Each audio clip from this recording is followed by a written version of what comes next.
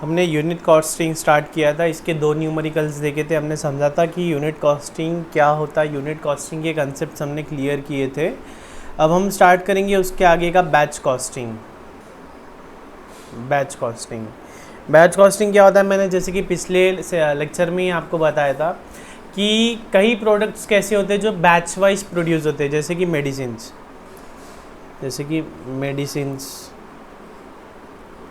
या बिस्किट्स, ठीक है, या पेन, ठीक है, ऐसी चीज़ें। ये जैसे कि ये पेन बनाना, तो ये एक पेन बनाना फिजिबल है क्या? नहीं, ये एक पेन बनाना फिजिबल नहीं है। तो वो लोग क्या करते हैं, एक बैच बनाते हैं, मतलब 1000 पेन का एक बैच, एग्जाम्पल है 500 पेन का एक बैच, 2000 पेन का एक बैच। तो इसमें क्या होता है, बैच कॉस्टिंग है कि हम यूनिट वाइज कॉस्ट नहीं निकालते, हम बैच वाइज कॉस्ट निकालते हैं। और ऑब्वियस ही बात है, बैच वाइज कॉस्ट निकल गई तो यूनिट वाइज कॉस्ट तो इजीली निकल जाएगी। तो बैच कॉस्टिंग क्या होता है, बैच कॉस्टिंग की वो मेथड है जिसमें हम बैच सिस्टम फॉलो करते हैं।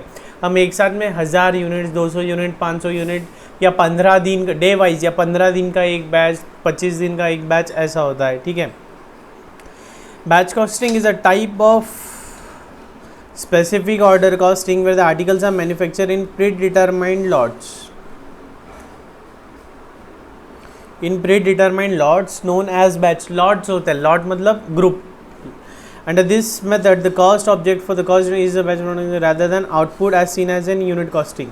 ठीक है, इसमें हम क्या बोलते हैं, कॉस्ट ऑब्जेक्ट क्या है, इसमें हमारा बैच है, पूरे बैच का कॉस्ट निकालते हैं। यूनिट कॉस्टिंग में क्या कर रहे थे, हम एक यूनिट का कॉस्ट निकाल रहे थे, बैच कॉस्टिंग में पूरे बैच का कॉस्ट निकालते हैं, ठीक है।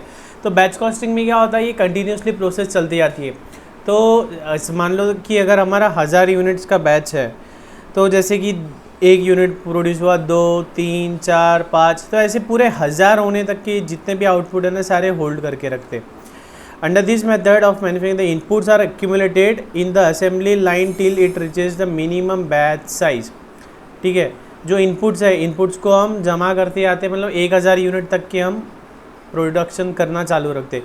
Soon after batch size is reached, all input in a batch is processed for further operation. Reasons for batch manufacturing में इधर टेक्निकल और इकोनॉमिकल और बोथ। देखो क्या करते हैं, जैसे कि हमारा अगर 1000 यूनिट्स का बैच है, 1000 यूनिट्स का बैच है, तो 1000 यूनिट्स को लगने वाले जितना भी इनपुट है ना, पहले वो रेडी करते हैं। पहले 1000 यूनिट्स को लगने वाला इनपुट रेडी करते हैं। जब 1000 यूनिट्स को लगने वाला इनपुट रेडी है, तब हम उसका प्रोसेसिंग चालू करते हैं।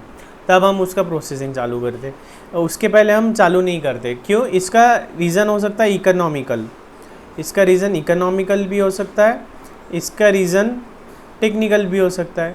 इकोनॉमिकल रीज़न क्या होगा कि कॉस्ट कम लगती होंगी 1000 यूनिट्स के लिए। अगर उससे कम साइज़ में हम मैन्युफैक्चर करेंगे तो कॉस्ट ज़्यादा लग जाएंगी, उससे कम रेट में, उससे कम क्वांटिटी हम मैन्युफैक्चर करेंगे तो कॉस्ट ज़्यादा लग जाएंगी।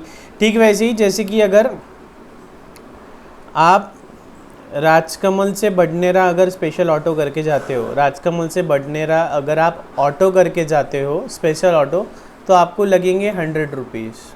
कितने लगेंगे? 100 रुपीज़। वही अगर आप राजकमल से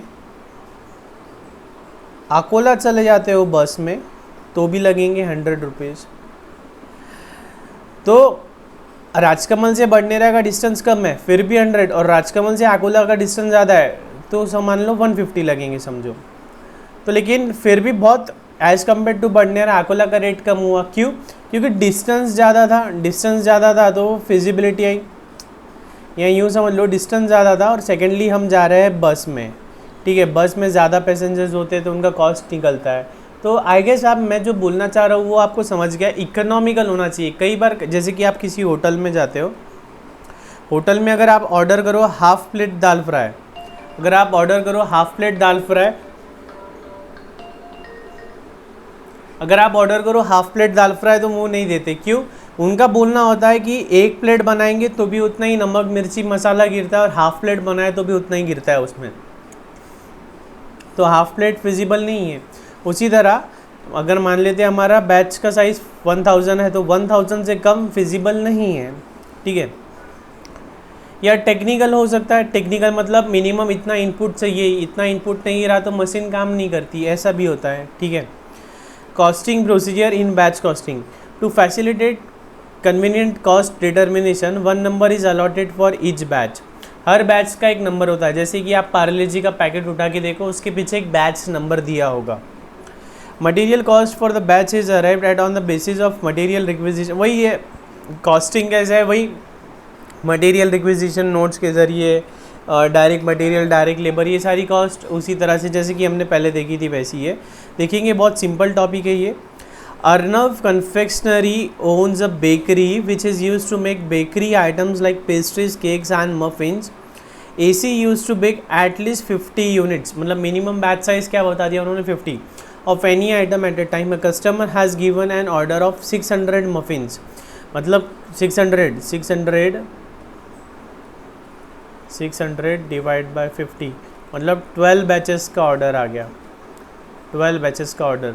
to process a batch of 50 muffins the following cost would be incurred.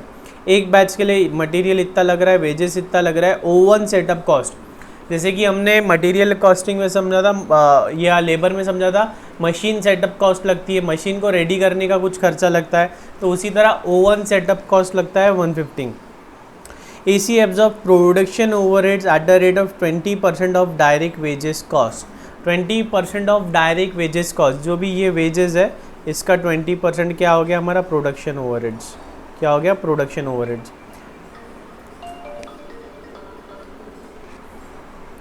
10% is added to the total production cost of each batch to allow for selling, distribution and administration overhead। 10% add करते हैं किसके लिए, selling, distribution and administration overheads के नाम पे। और profit हमें कितना चाहिए, 25%। तो इसका सेलिंग प्राइस निकालना है हमें, किसका, 600 मफिन्स का। 600 मफिन्स का सेलिंग प्राइस निकालना है। सिंपल है एकदम, ट्राई करो, पॉज करके ट्राई करो। क्या आएगा, डायरेक्ट मटेरियल, डायरेक्ट लेबर कितना है, एक बैच का कितना है, 500, तो 12 बैचेस का कितना होगा, 500 इंटू 12 कितना हो जाएगा, 6000।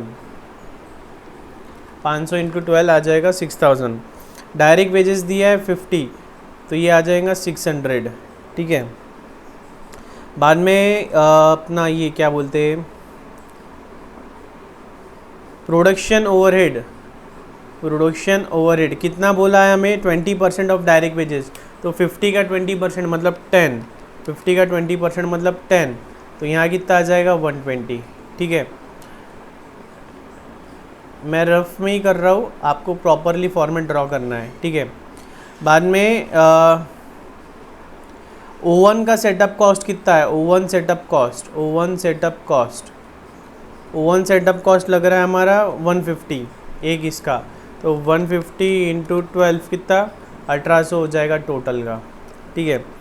तो अब ये आ गई हमारी एक बार की total production cost. Total production cost कितनी आ रही, 560 प्लस 150, 710 इंटू 12, 8520, ठीक है।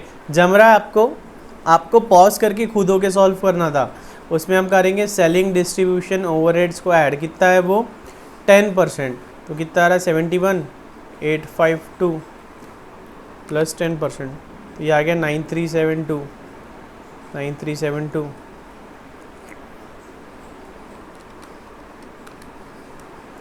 781। इसमें प्रॉफिट कितना है, 25% of sales value, sales value का 25%, तो कॉस्ट का कितना, 33.13%, ठीक है। देख लेते हैं, सही आ गया। ऐड प्रॉफिट, सेलिंग प्राइस का 25% मतलब कॉस्ट का 33/1/3, तो 781 डिवाइड बाई 3, 260, और यहाँ आ गया 9372 डिवाइड बाई 3, 3124, ऐड कर लो, प्लस 9372, 12,496, 12,496, देख लो एकदम सिंपल था, 5 मिनट्स भी नहीं लगे, आप ही के सामने कैलकुलेटर पे सॉल्व हो गया आंसर, ठीक है। बस मैंने थोड़ा रफली किया, आपको थोड़ा ऐसा इतना लिख के थोड़ा प्रॉपरली प्रेजेंट करना है, ठीक है। मैंने एकदम ऐसा फिगर्स लिखते गया, आपको प्रॉपरली कॉलम बना के सॉल्व करना है, ठीक है। अब देखते हैं illustration number 4। A jobbing factory has undertaken to supply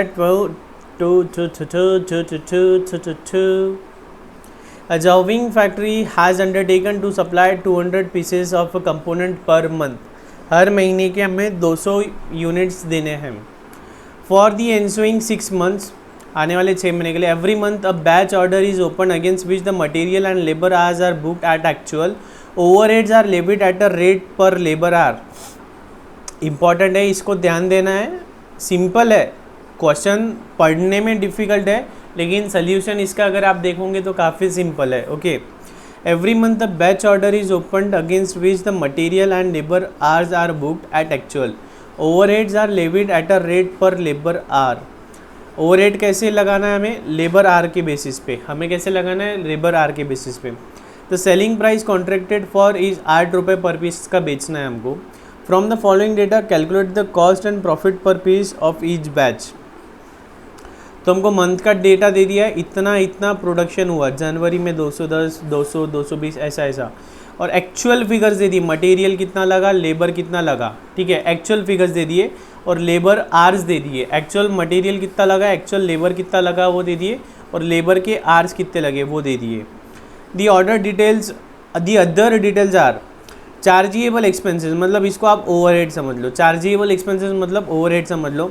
तो जनवरी में इतने ऐसे हर 6 महीने का इतने एक्सपेंसेस लगे जो चार्ज करना है. और जनवरी में टोटल हमने काम कितना किया? 4800 आवर्स. फेब्रुवरी में टोटल कितना काम किया? 4400 आवर. ये क्या है? ये हमारे पूरी फैक्ट्री का है, ये हमारे पूरी फैक्ट्री का है. लेकिन हमें निकालना किसका है? ये एक पर्टिकुलर जॉब का, एक पर्टिकुलर जॉब का.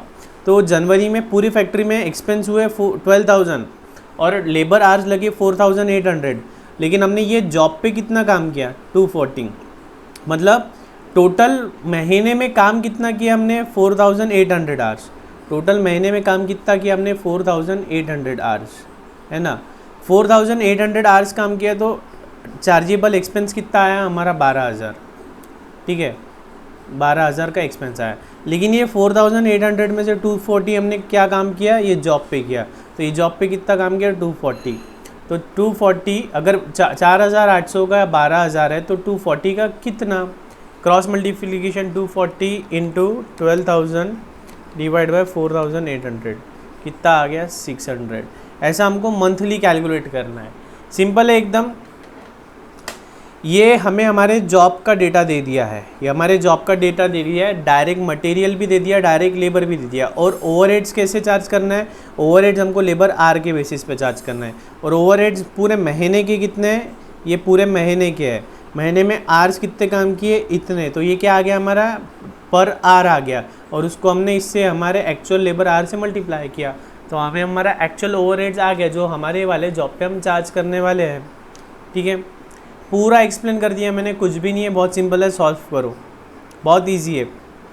भले ही आप प्रॉपरली सॉल्व मत करो, कैलकुलेटर पे करो, रफ पे सॉल्व करो और आंसर टैली कर लो. आंसर भले ही मेरे साथ साथ लिख लेना आपने या टेक्स्ट बुक में से कॉपी कर लेना, लेकिन एक बार रफली कैलकुलेटर पे तो भी कैलकुलेट करो. रफ पेज पे या उसी बुक में रफली कैलकुलेट करो कि आंसर क्या आ रहा है. पूरे महीने 6 महीने का नहीं निकाले तो भी चलेगा, 2 महीने का भी निकाल लिया तो चल जाएगा. सिंपल है एकदम.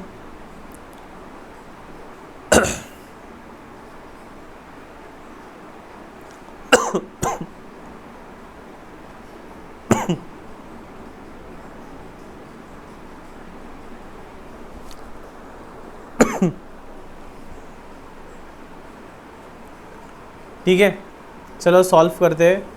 पर्टिकुलर्स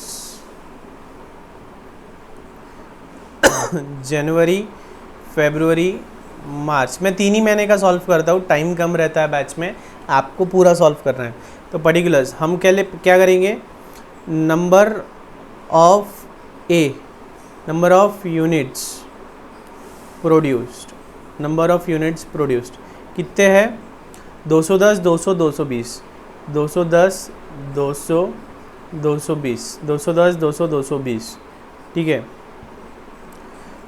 डायरेक्ट मटेरियल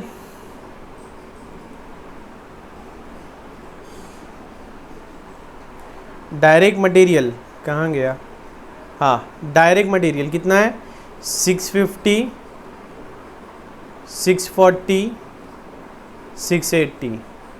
सी डायरेक्ट लेबर कितना है 120, 140, 150। ठीक है, यहाँ लगे तो ऐसी अंडरलाइन मार लो, ये यूनिट्स है, ये वाला जो है ये यूनिट्स है ना, और ये जो है रुपीज़ है, ये क्या है रुपीज़ है। ठीक है, तो डायरेक्ट मटेरियल, डायरेक्ट लेबर। अब हमें चार्ज करना है, क्या चार्ज करना है, ओवरहेड्स। क्या नाम दिया है उसको, ओवरहेड्स, या फिर आप लिख सकते हैं chargeable expenses.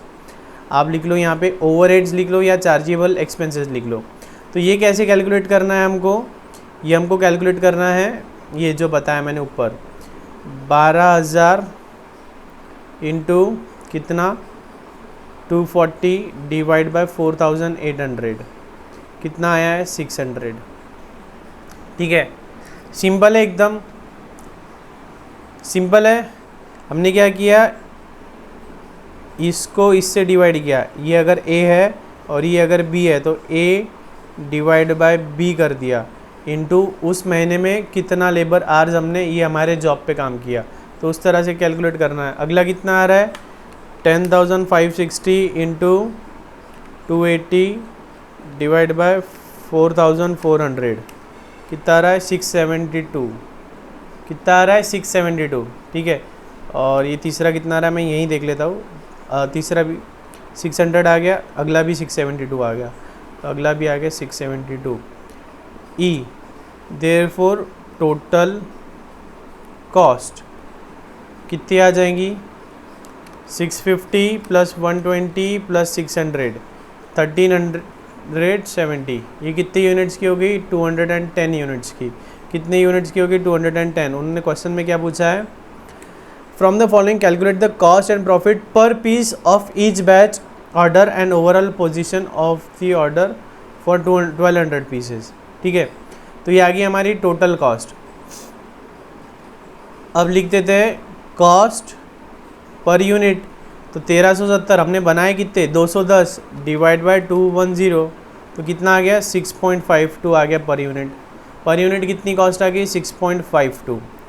EFG selling price कितनी दी है हमें क्वेश्चन में 8 रुपीज़ दी है। H तो वो प्रॉफिट पर यूनिट पूरा लिखना है आपको, प्रॉफिट पर यूनिट 8 माइनस 6.52, तो कितना आ रहा है 1.48। कितना आ रहा है 1.48। एकदम सिंपल है, कुछ भी नहीं करना है, देखो 1.48 है ना।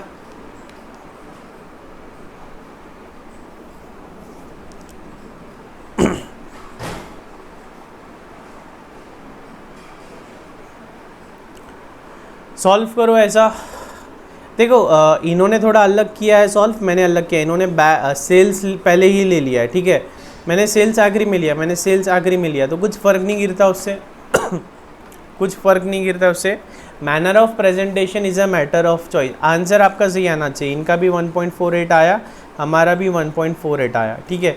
ऐसा पूरा 6 महीने का कैलकुलेट कर लेना है और ये यहाँ पे एवरेज आ गई है। और फाइनल प्रॉफिट कितना आ रहा 792। टोटल प्रॉफिट कितना आ रहा है हमारा 792। कितने यूनिट्स का 1200 यूनिट्स का